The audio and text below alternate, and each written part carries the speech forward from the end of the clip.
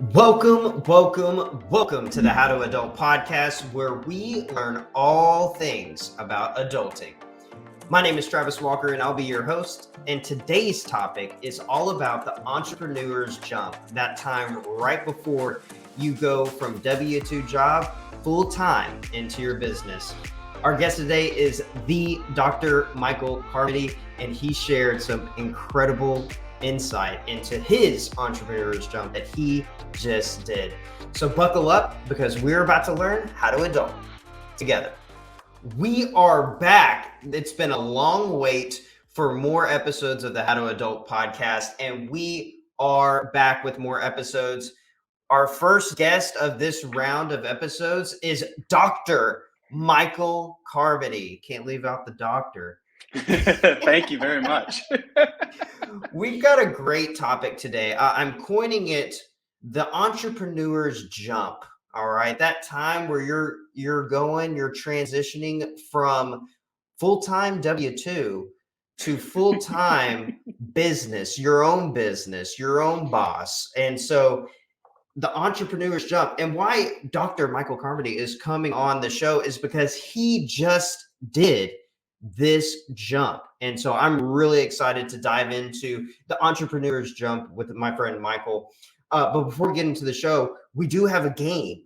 And our game today is past, present, future. So when we get to the game, I'll explain a little bit more. But today's game is past, present, future. So let's go ahead and jump into the show in terms of, I want to hear about your business. What do you do? Who are you? That's another important question.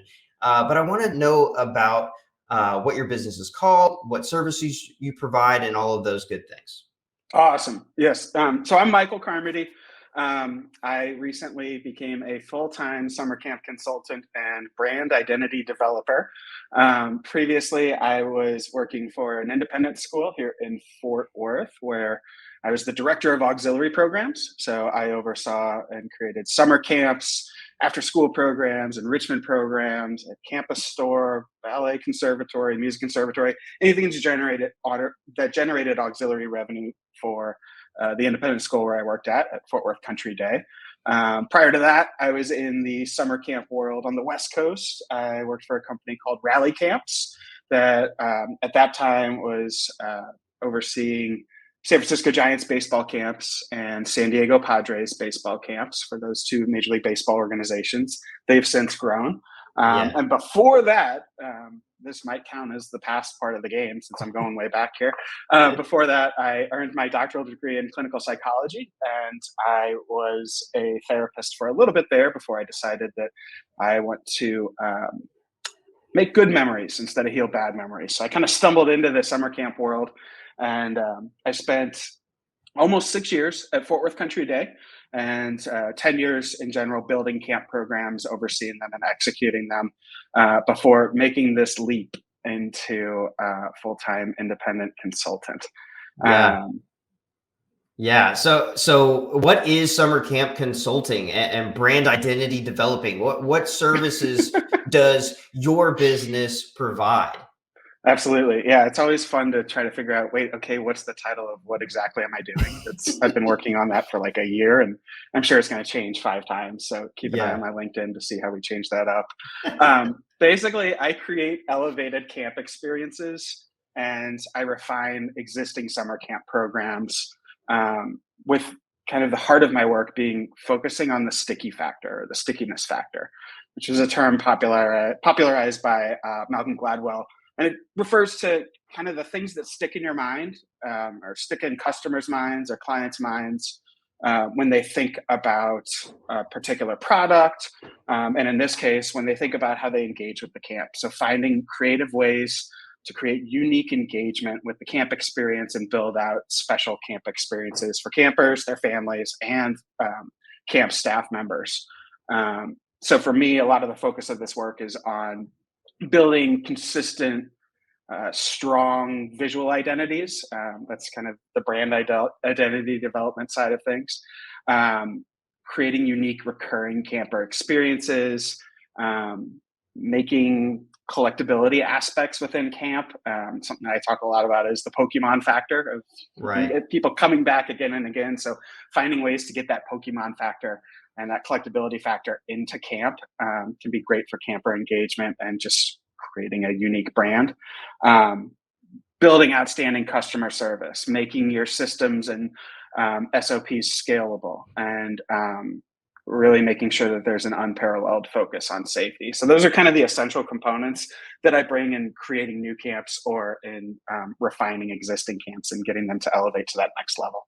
Really good stuff. And Michael does some fabulous work. Fabulous work. Full disclosure, he did my rebrand for my camp, and he's going to continue to do some rebranding for my work as well. So, Michael does some great work. I've enjoyed working with him, and he does some really good products. And so, like I said, you recently did the entrepreneur's jump, right? This Yes. happened between December and January, really, and so I'm interested in kind of the emotions that you were having right before the jump. What were those feelings? And maybe even the emotions that led to the jump, particularly as well.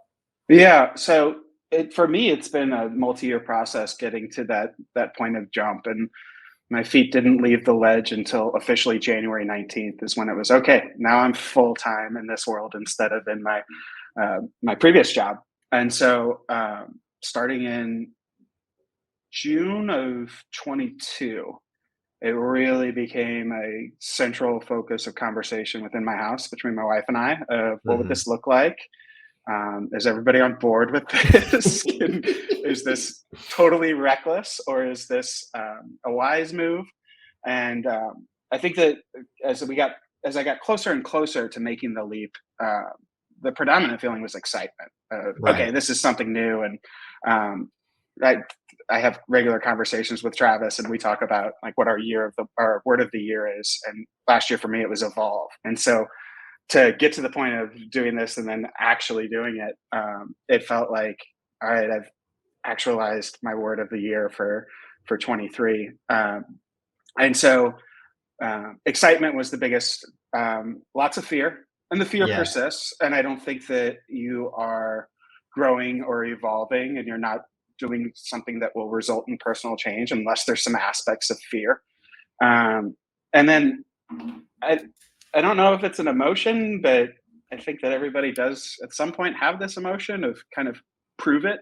Like, Oh yeah. okay, now I'm gonna go show people that I can do this, and I'm gonna show myself, but I'm also gonna show the world that it wasn't a reckless jump; it was a calculated, wise move, and that just kind of that. All right, let's get on the field and let's go win that championship, and let's prove it to myself in the world that yeah, I can do this, and I can take this leap and not be fixated on the net below, but just on what the destination of the leap is. Yeah, yeah. The competitive nature of entrepreneurs really comes out, right? Yeah, yeah. And that's really good. And another aspect, I wasn't planning on asking this, but Mhm. when you make this jump in the personal development space and in the content creation space, there's a lot of people that are surrounding us that don't understand. They may warn you against this jump. Oh, yeah. Why is it important to block out that noise? Because there's always going to be reasons to not jump. There are always awesome reasons to not jump. I had stability in my previous job. I had a predictable, great paycheck. I had a bonus structure that was really friendly to me and that was great for my family, and that I could have stayed in rinse and repeat mode. And when you have people saying, I don't know about that, or make sure that you do these 5,000 things before you go, that will make it so that your feet stay on that ledge. You're never going to get your shoes off of that rock if you give too much energy, if you pay too much attention to that. I'll do some self disclosure here. When I got really, really, really close to the point of I'm going to do this, it's time. Yeah. I had a powerful conversation with my dad, and he was like, "Hey, you know what? You got to wait another couple of years. You got to make it so that, and you can just kind of put less and less energy into your existing job and focus on this more and more. and get it to the point where it's you are making X amount more than you were making before, and then you're okay to leave. And that Wow. conversation didn't go well because it wasn't what I wanted to hear. And Yeah. I knew that if I gave too much energy to that conversation, I wasn't going to leave. Like, because he brought up good points. It's safety, stability, and Right. just kind of stay in that hamster wheel and keep going. And but you get to a point where you realize, no, that's if you're not going to do it right, don't do it at all. Hmm. And I wasn't going to do it right if it was keep one foot in one world and one foot in the other world. And so I wasn't reckless with it. I made a calculated decision of, all right, are there clients out there? Do I have a good model? Do I have a niche that's different than what other people are doing? And am I able to fill a void within the marketplace? And so you hear those things and you hold on to them for a second, but it's important to let them go. And I think that a year or two ago, hearing that would have put me into a fear state of, yeah, don't jump, stay, don't do Right. this. I had back in 2020, in winter of 2020, I was very, very, very close to leaving my job and starting my own summer camp company, like creating Okay. my own camp where it was all me. And then the pandemic hit, and there was months and months of, oh my gosh, if I had made the leap and done this change, and then I wasn't able to host camps, or I was hosting camps in this weird world that we were living in at the time, it would have Yeah. been a disaster. And oh my gosh, I'm so glad that I went with safety. And so it took a couple of years to work through that and realize everything would have been okay. You would have been able to pivot. You would have been able to find something that you could have been successful at. So the no's are always there, and it's worth listening to the no's a little bit, but it's also worth driving right past them when they aren't servicing you. Right. Right. At the end of the day, at some point, you have to trust yourself Mhm. in that jump. So I'm going to push us to the first part of our game, which is past. All right. We're All right. thinking about the past. So, what would your past self say to you if they could see you now? Uh, how'd you end up there? It kind of depends on which past self we're talking about. If Yeah. it was like college self and like pre-graduate school self, it'd be wow, way to go! You pulled it together and look at you now. If it was mid grad school and right after grad school, it would have been what happened? How come you're not a therapist anymore? Nothing happened. It was just Yeah. a good decision for myself. Yeah. And if it was me 2 years ago, it'd be immense pride. Right. You bet on yourself. And um, I listened to a previous podcast of yours, Travis, where I think you were talking to Rachel about um, going all in on yourself. And there was a lot of internal conversations with myself leading up to this. Of if you're going to bet on anybody, who are you going to bet on? And having that feeling of I'm going to win this bet. Nobody's going to out hustle me. I'm not going to let this fall by the wayside because of a lack of work ethic or a lack of vision or a lack of determination or a lack of a good product. That so a couple of years ago, self seeing this, it would be you did it. You pulled all of it together, and regardless of what the end result ultimately is, you're in a space of no regrets. You're doing something where you can look back and say, I went for it, and that's all that matters is going for it. Yeah, yeah, I'm a big believer in that episode and the message was bet on yourself. It's so good, and kind of in the same spirit of the entrepreneur's jump, because ultimately you have to make the decision, bet on yourself, and go all in. And so, Yeah. really good thoughts there. And you mentioned in that response a good product, right? How Mm. do you know when you've got a good idea on your hands, and when do you know? I don't know. Or what are some signs to look for of maybe this isn't a good idea? Right. So I think that for a lot of entrepreneurs, they'll make a jump into something totally new. They'll go from being a teacher into creating a brand new product or a great invention that they have, or think about all of the Shark Tank stories Right. that you might have seen.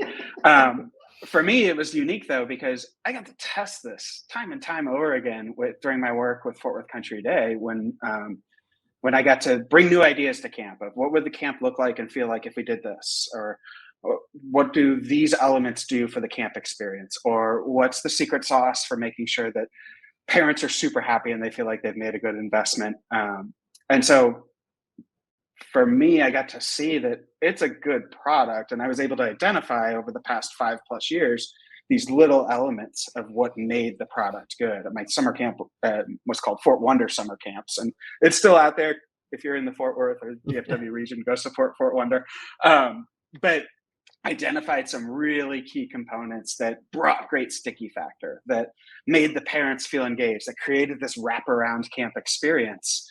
And then I realized that, oh, you can change those and make them individualized to different camps and give them a different feel, and but still having kind of those essential threads in the middle that bring the great customer experience to the families. And so I got to see that, hey, it's a good product through that. And then in terms of the brand identity development, that was part of what I did at Fort Wonder. Right. I designed our logos, I did our website, like top to bottom. I really wanted to make sure that I was leaving as small a footprint on the rest of the campus departments as possible, just to not stress out other departments. And so Right. I got to see what the process was like to go from this abstract idea of what's this camp and what would it be called and what's a good name, to this is the visual representation of the name, and this is a logo and a look that resonates with the community, and this is stuff that people want to wear and that people have positive emotions associated with when they see what your camp's look and feel is. So I got kind of the ultimate paid training Right. at Fort Wonder and Fort Worth Country Day by getting to stumble, getting to make some mistakes, and learning what the process is. Yeah, yeah, your transition totally made sense because it was completely transferable, Mhm. and it was a proven model, right? You had the Yeah. opportunity to prove the model in your work, your natural work. You were going to do it anyways, and then you transitioned into a space of I can do this larger scale. I can do this for other schools. I think that's again very calculated. It made sense. And so I'm interested in how you prepared for the jump, right? You mentioned earlier some people are very reckless in this jump. You were not, because of your risk aversion, and so I'm interested in how you prepared for the jump in terms of did you create a business plan, or was it back of the napkin type of thing? How did you plan your finances? And you mentioned earlier the conversations with your wife. I'm interested in how those conversations played out as well. How did you prepare for this? Yeah. So I think at the beginning it was kind of recognizing that, okay, or doing a internal check-in of, am I happy where I am? If I stay in this for 10 more years, if I stay in this for 20 more years, is it going to feel like a life well lived? And is it going to be Mhm. something I've talked about in our group conversations, Travis, about my strong fear of regret, and really wanting to avoid any deathbed regrets. And that was starting to get louder and louder of, you're going to regret not trying this. And so that kind of started the process of thinking about it realistically. And first off, went to a risk versus reward analysis. As I'm famous for in some circles, I can be pretty risk averse, and that's just being safety minded and running camp in a responsible way. Right. But I wanted to make sure that the risk that I was taking on was worth the reward, and that the reward would make it so that the risk wouldn't become paralyzing. And so then that transitioned into conversations at home of, hey, I'm thinking about doing this, and this is the niche that I would do, and I'd be bringing these components. And in terms of the niche, a lot of existing camp programs out there for independent schools are these specialty type of camps where it's teachers coming in and hosting half-day programs for a week at a time that are on very specific topics. And there's a lot of variance between what the camp experience is in teacher A's camp versus teacher B's. Right. And I feel like there's a direction in our field towards signature camps, where big fireworks, awesome celebrations, components that are unique and signature to that school or that independent camps program. And I knew that I knew how to build those. I knew how to bring the special elements in and make them unique. So it was okay. I've got a unique product. I'm filling a little bit of a void in the marketplace and giving people the tools and the ability to fast track going from idea to execution. Right. And then from there, it started turning into a to-do list of, all right, what would it take for me to get from this idea into actually feet leaving the rock, making the leap, from formation and filing of LLC and in-depth research of what would the name be and is this already out there, and studying what the competition would be like within the field, getting a sense among peers of, is this something that would be useful to you? Would these services be helpful? Is this something that you would pay for? Because there's got to be a financial aspect to it. Right. And then running the numbers of, okay, if I do this, what would I need to make in order to not create significant challenges within my home, in order for me to maintain the lifestyle that my wife and I are accustomed to, and to make sure that it's a fiscally responsible decision. And then a big part of it for me was, as we got closer and closer, it was analysis of timing of, Mm. when is the best time to make this move. In my previous job at Fort Worth Country Day as a director of auxiliary programs, it's not just camps, it's you're setting up the after school program for the year and hiring that staff, and then you're setting up your campus store orders and doing new merchandise design and building out the new ballet season, and there's always 17 plates that you're spinning, and they never Right. stop. A lot of times people are like, oh, when are you going to take your vacation? There's not really a good time to take a vacation. So There's not. if there's not a good time to take a week or two off, there's really not a good time to say, okay, now I'm leaving, and there's going to be this void in my leadership position.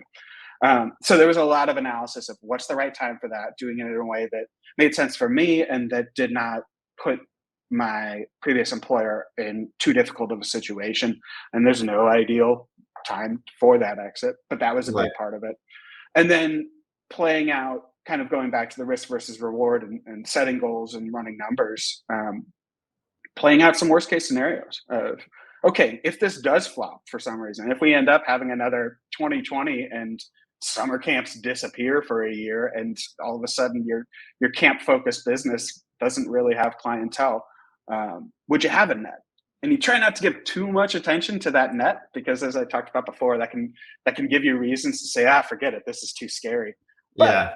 it's important to have that check in and make sure, all right, if this doesn't go well, am I going to land on my feet, or is this going to be disaster? And coming to getting a plan together of, all right, just in case this doesn't work out, what would I do next? And once all of that was in place, it came together.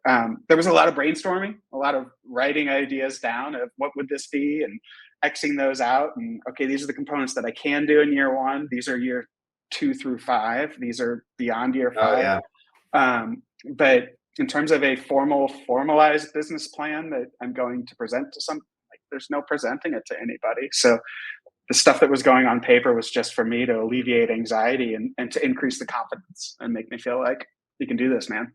Yeah, yeah, super calculated. The preparation stage was well thought out. It was multi-step. There were numerous people in the conversation. A recent Yes. podcast that I listened to with Brandon Turner talked about, hey, if you can't call your friend and kind of convince them to get on board and pay money, would you pay money for this? Was a foundational question in that conversation. Um, and that's an important step, Yeah. right? Does the clientele, would they pay for that service? And that's an important thing that I would pull out from your comment. Really important. Uh, Absolutely. let's transition to the next part of the game, which is present. All All right. right. What is something that you're implementing in your life to make it better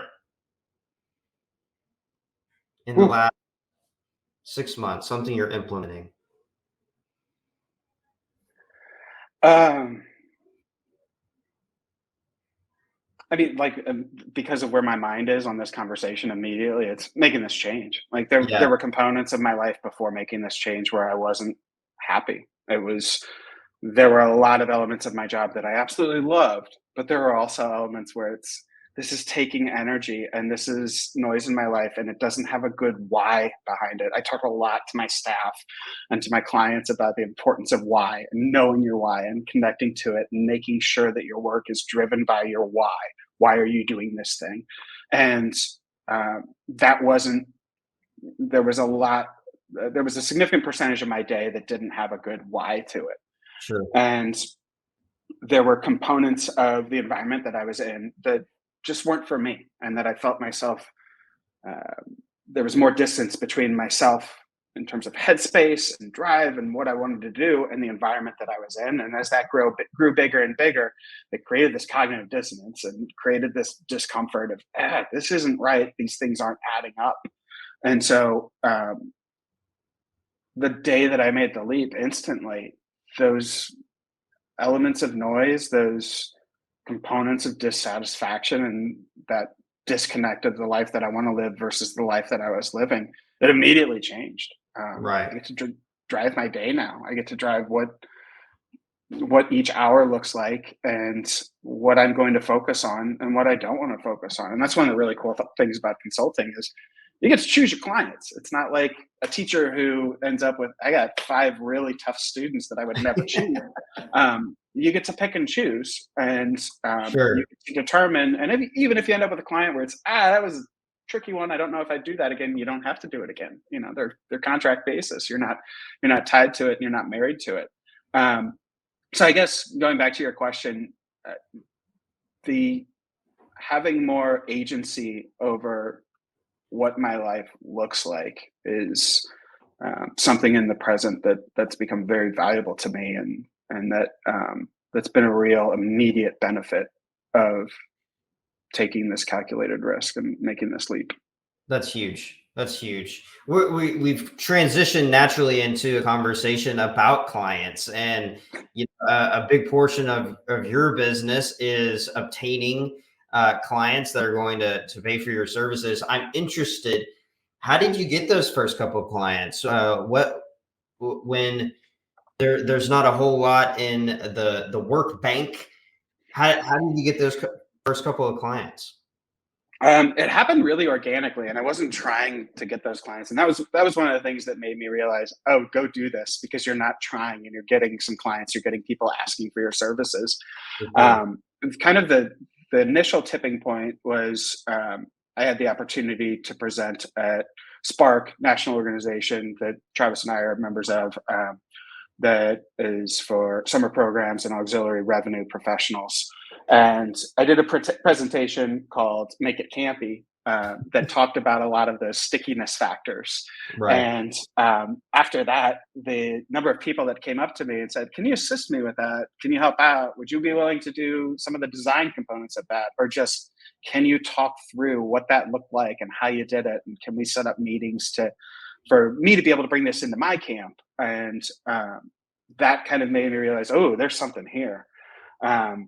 Simultaneously, the company that I used to work at on the West Coast, every now and then over the past couple of years has reached out to ask for some consulting assistance. During the pandemic, during that summer of 2020, they said, we're Right. doing a little bit of a rebrand here, and we're trying to re-envision what a day camp at home looks like for kids that want to do baseball camp at home. And so I had an opportunity to do that there, and that led to some conversations with the team at Rally Camps about, if you ever go into consulting, we'll be your first client. We would love to be able to access the resources and to have you do the work that you do for our camps and our programs. So that kind of built confidence. And then I was really fortunate to, what I see as like my first real client was Breck School up in Minnesota, and specifically Breck Summer Programs, their summer Right. camp program. Katie Peterson up there reached out to me and she said, hey, would you help with bottle badges, which is a design stickiness factor that I implement into camp. We want to bring those into Breck. And that led into a bigger conversation of how can we share ideas and see how some of the best parts of Breck summer programs, or BSP as they call themselves, and Fort Wonder, how they play in different regions. So down in Fort Worth, Texas, will the Minnesota content hit, and vice versa? Will my Fort Worth content hit up in Minnesota? Right.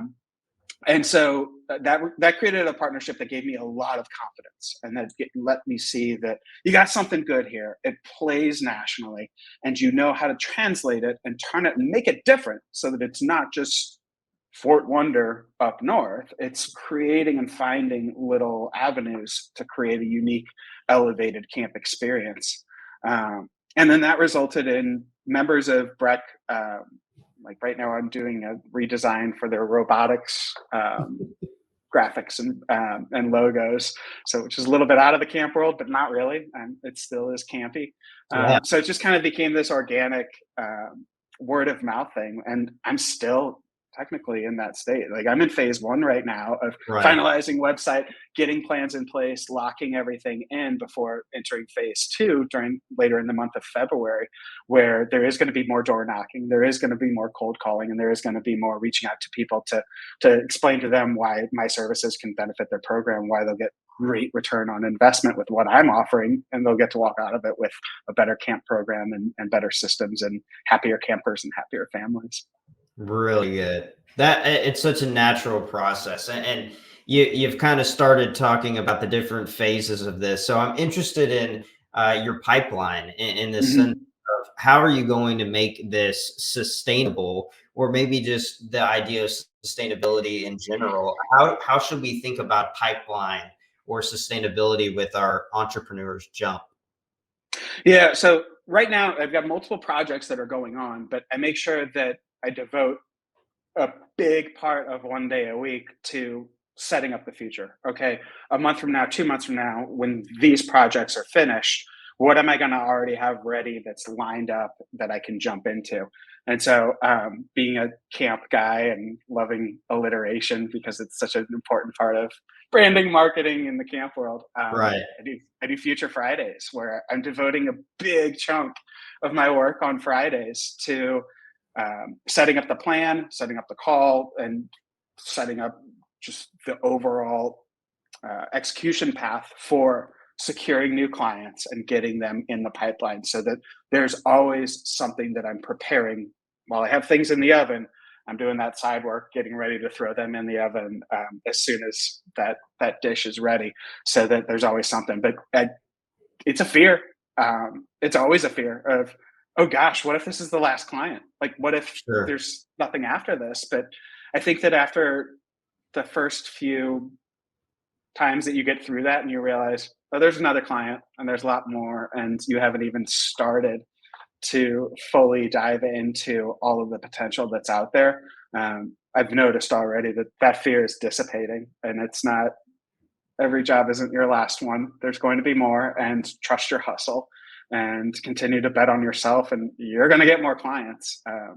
And so there's that. And then in terms of pipeline, making sure that, like, I've talked a couple of times here about phase one, phase two, and phase three of my plan is getting scalable growth within my consulting business. So Sure. having more opportunities for passive income, where it's like a big part of what I'm doing is creating templates and creating quick solutions so that not everything has to be individualized conversations and big spends on the part of the school and tons of time for the school and for me, the consultant. Giving tools that can fast track people, where there's a lot of work on the front end for me, but once it's built, and then I'm able to deliver it out in the world. So finding ways to create different levels of customization and price points, and be able to have some income where it's not constantly 5,000 conversations to generate that paycheck. Yeah. Does that Yeah. make sense? Yeah. Absolutely. I Absolutely. It does. asked I asked myself a lot during this process. You get in your own head, and this makes tons of sense to me. But there's a whole lot of, does that make sense around here, in terms of conversation with peers and conversation with my wife? This makes a ton of sense in my head, but does that make sense to you? Am I Yeah. communicating this right? I think that that's an important point when you're in this process of doing the entrepreneur's jump. You can't do it in a vacuum. You can't do it by yourself because you may not build something that is sustainable or is going to Mhm. work from the start. Right? You've got to call your friend. Hey, would you pay for this? Yep. or hey, does this structure make sense? Is this enough customization? Because I don't want to isolate different campuses, right, based on price. So Right. I think that's really helpful in the sense of how we should be thinking about should I do this alone? Should I do this with a trusted individual? Maybe have a partner if it makes sense. That's Right. really helpful. That's really helpful. So let's transition into the future. Future Ooh. Fridays. Future that you got to coin that. That's incredible. Future Friday. Every business owner needs a Future Friday on their calendar. Haven't But done it. this is the last portion of our game, which is the future. And when people look back on your life, you hope that they will say, Michael was blank. Whew. Jeez, Travis. Here we go. It's the deep. Ooh. Um,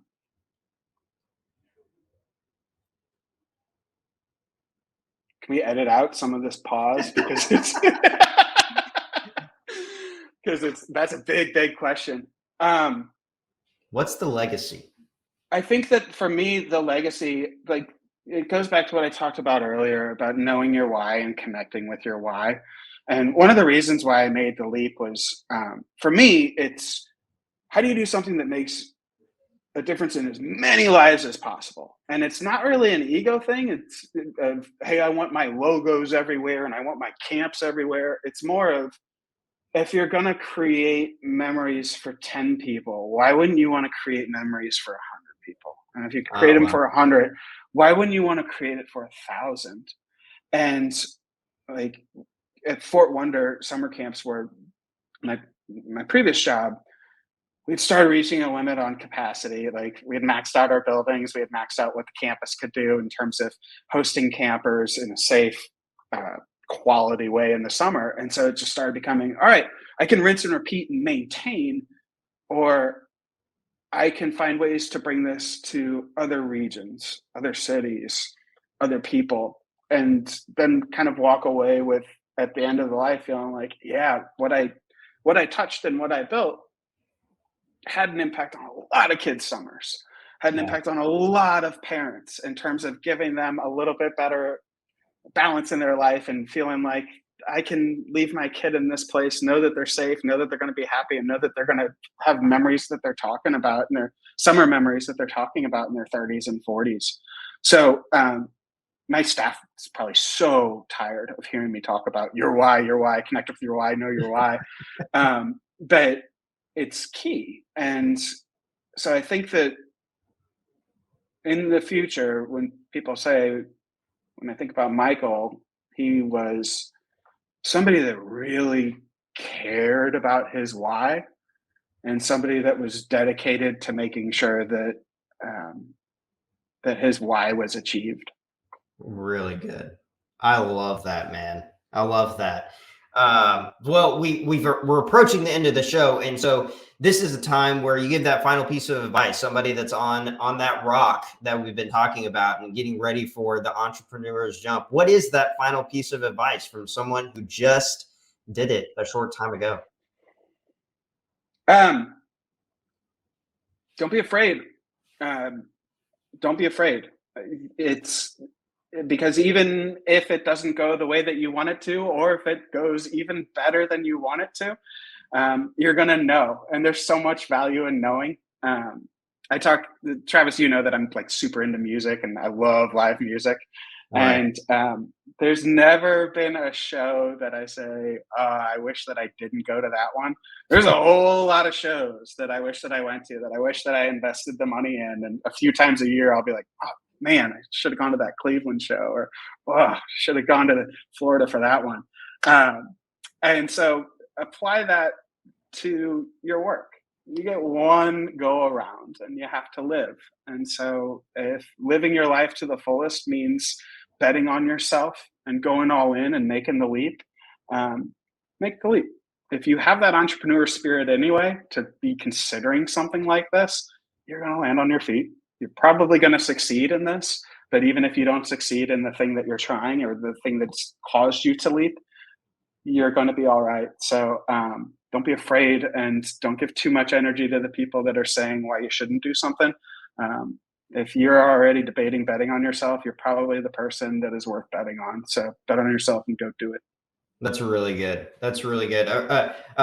Just to echo that, a famous thing that Scott Trench says, which is a host of my favorite podcast, is 1 in 10 businesses fail. And so, do you see that and get scared, or do you see that and say, It's "Well, awesome. I'm going to start 10 businesses, and Yeah. one of them is going to stick," right? And so that spirit of I'm going to make it work. I'm going to land on my feet. That's such Yeah. a good final piece of advice. So with all that being said, if somebody is interested in getting in contact with you or your services or just getting to know you a little bit better, where should they go? Absolutely. I'm on LinkedIn. I don't know if anybody still uses LinkedIn all that much, but I'm on LinkedIn as Michael Carmody, PSYD. And I am in the process of finally launching my website. You can find me at makeitcampy.com. And you can see some of the design work that I've done on Instagram at makeitcampy, Campy. Wow. You naming the business Make It Campy is news to me. So I'm very excited. I know, I know. That's awesome. This is That's a full awesome. reveal to everybody. So I'm yeah, so it's excited. Make it campy. Well, thank you so much, Michael, for coming on the show and sharing all of that incredible stuff. We have so much to learn from you. Thank you for letting us know how to adult. And okay. we'll continue next week and continue learning how to adult together. Thank you, Travis. Yes, sir. Thank you so much to Michael for coming on the show and helping us all learn how to adult. To stay up to date on all things How to Adult, make sure that you follow at How to Adult TW on Instagram and Facebook. And remember, we're going to learn how to adult together.